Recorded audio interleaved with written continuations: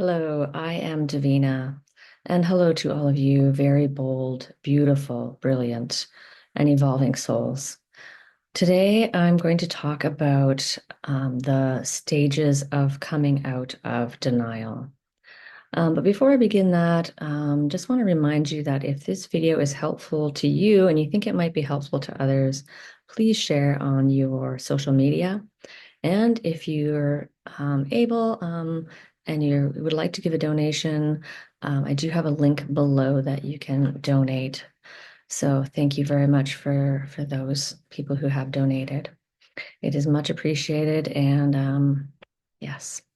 And I hope these videos are helpful to many people because um, there's still honestly still so little information about C-PTSD and narcissistic abuse. I mean, it's coming along definitely, and there's so many people contributing to this field. And so, yeah, I hope it just gets better for people with C-PTSD. Um, so the stages of denial, and these are in no means a definitive list or anything like that. It's just I'm going to share my experience of how I came out of denial, and hopefully it will give you your experience will be probably much different from mine, but maybe there's some similarities, and maybe it can give you a bit of a roadmap as to how this kind of goes, because it's one thing that I wish I had had earlier on. It's like sort of like, what's going on here? What's happening? I just like, yeah. So, um, the first level of denial is just complete denial. It is having no awareness, no acknowledgement that there is any abuse or maltreatment in your childhood. So, just, yeah, just completely, you know, in a flashback, and your whole life is a flashback, and no sense of feeling, not really any connection to your body, your feelings. And this is how many people operate in our society. And this is how I operated for decades of my life, in complete denial. And this is where you might have substance abuse and things like that, addictions, distractions, busyness to keep all the feelings down.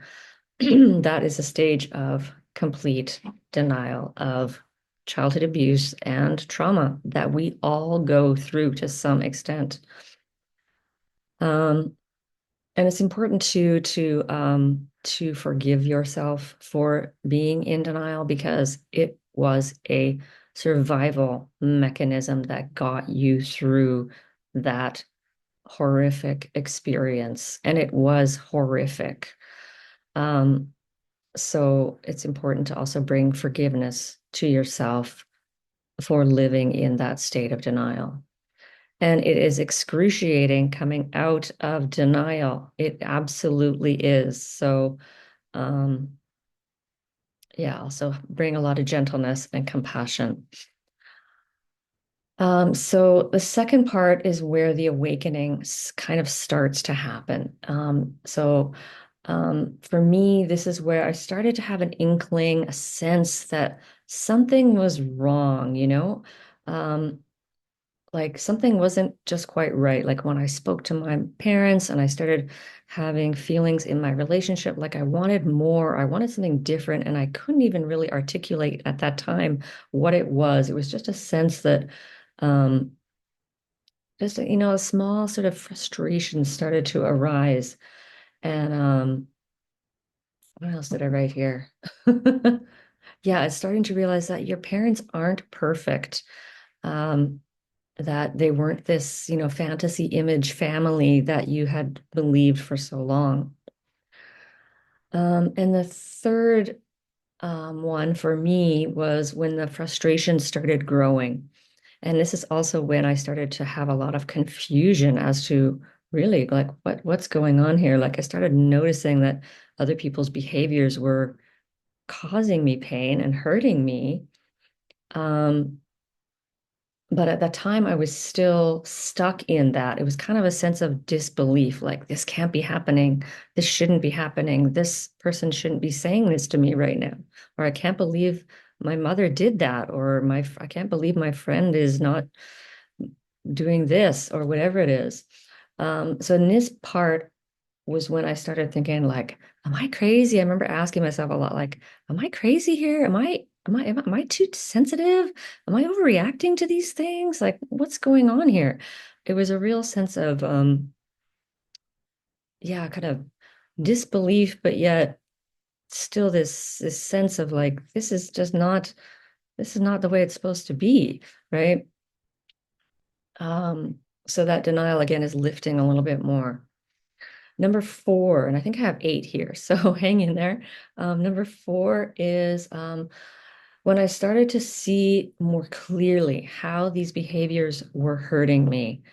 And and at that point also because the frustration had then grown into more of an almost an anger, closer to the anger, I started realizing that I could take action, and I started realizing that I could set boundaries and that I could leave a relationship if I needed to leave a relationship. So this is where the part where the anger starts to lead to a sense of empowerment and empowered actions and not feeling stuck in that situation, realizing that you can do something to change it and you can better your life and be free of these kind of abusive or toxic relationships.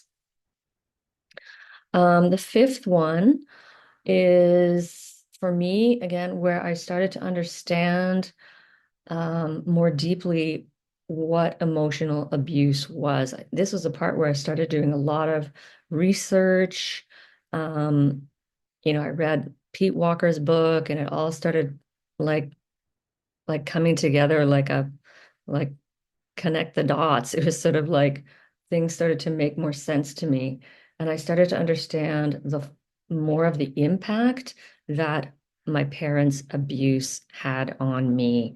And this was also where I started to realize that I was in a flashback. And I started to recognize when those flashbacks would be happening. And I started recognizing, oh, this is shame. And oh, this is fear. And I started getting to more, yeah, shame and fear were big ones that I started to recognize, and frustration and anger. And then after I went no contact with my family, then that's when all the rage and the grief started to come up. So this is when really the denial starts to really start peeling away, because now you're like, you are fully saying, okay, I was abused. And it's still not complete yet, but you're able to say like, yeah, my parents abused me, because you can say my parents abused me and still not feel the rage and the grief. There can still be like a stuckness there. But once you get to the rage and the grief, you know that that stuff is starting to really peel off.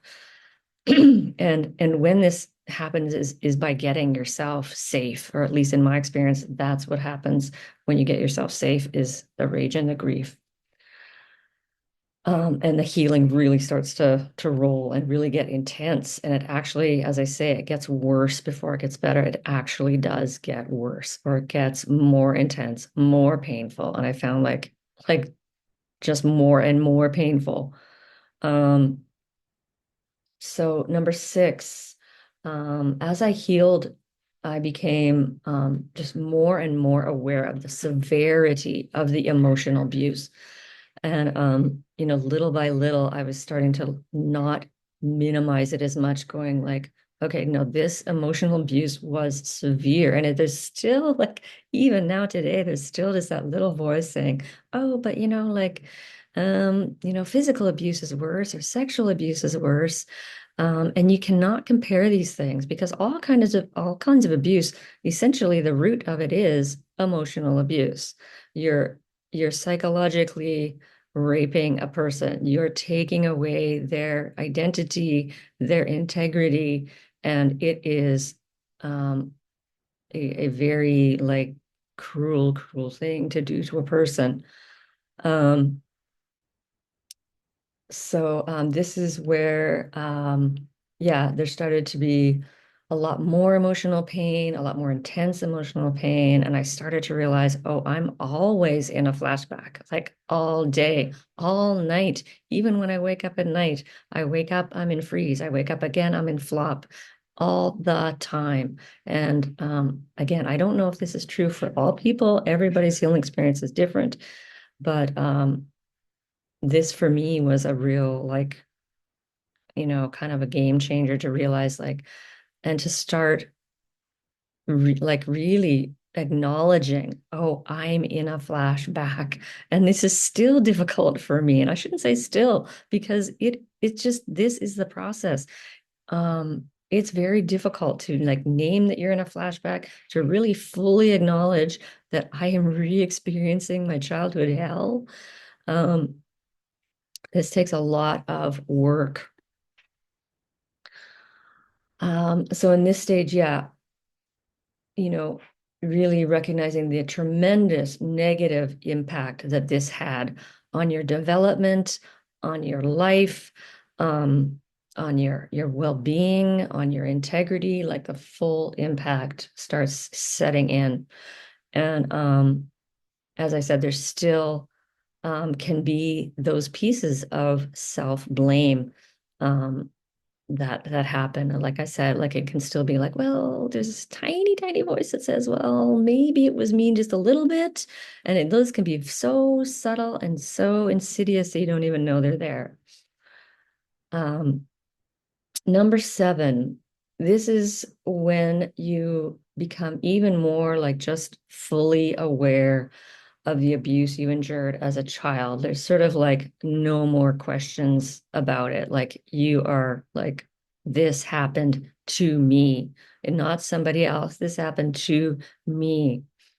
Um, and your tolerance for any kind of abusive behaviors goes to little, none, or like zero. Like it's kind of going to zero at this point. Your tolerance level is just going, I just can't deal with these kind of people, or these kind of behaviors. I shouldn't say people. I can't deal with these behaviors from people anymore. It's become intolerable, and I don't put up with it. And this is where leaving relationships and leaving these kind of situations, jobs or whatever it is, becomes much easier, and boundaries starts becomes much easier because you've done so much healing that the shame is starting to reduce and the terror of abandonment is starting to reduce. And so you're able to set those boundaries and make those bold moves and get out of those situations more quickly, set those boundaries more easily, so the gaps start to close. Um, and and the last one, number 8, is not a place I'm at yet. So I'm just kind of guessing here of where this is going. And this might be 8, 9, 10. This might be 3 more steps. But this is a place where there you are fully healed from maybe everything. And I'm trying to imagine if I can be fully, fully healed. But anyway, healed from the shame and the terror of abandonment, and becoming like fully your authentic self. No more fear, no more fear of what people think, no more fear of setting boundaries, no more fear of saying no. The fawning is gone. And I dream of this, right? No more fear, no more terror, no more fawning. And just being fully aware that you are actually a part of the whole, like this, whatever whole you want to call it. People call it so many different things, God or consciousness or divine energy or source or whatever you want to call it, Gaia, Yahweh, the kind of I am, the universal um, energy, that we are all part of it, that we're really just part of this whole. And this, I believe, is a state of awakening where you're no longer living out of your subconscious mind. You're no longer living out of that subconscious programming from your childhood. You're no longer reacting from these childhood emotions of guilt and shame and fear.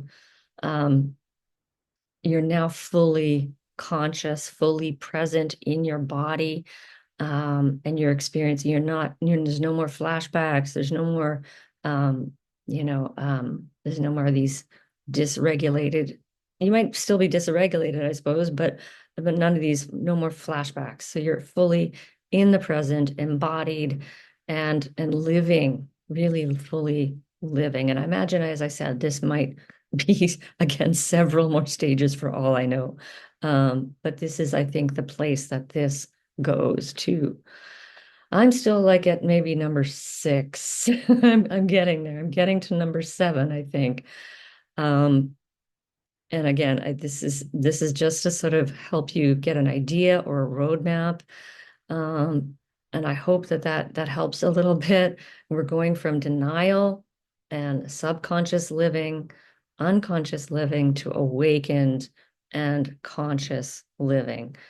Um, and again, recognizing that we are a piece of God or whatever you want to call that, and that we are not these shameful, separate selves, that we are all connected, all part of the one. So I think that was helpful for me today to explain all that, and I hope it gave you some sort of insight or validation.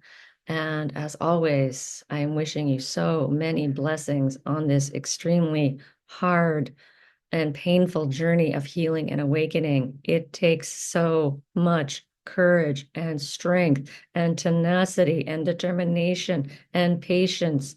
And yeah, so hold on, just hold on. And hopefully seeing where you are might give you hope to see what the next step is. I don't know. But anyway, I'm Davina at Boldness Blooming, and thank you for being here and thank you for watching.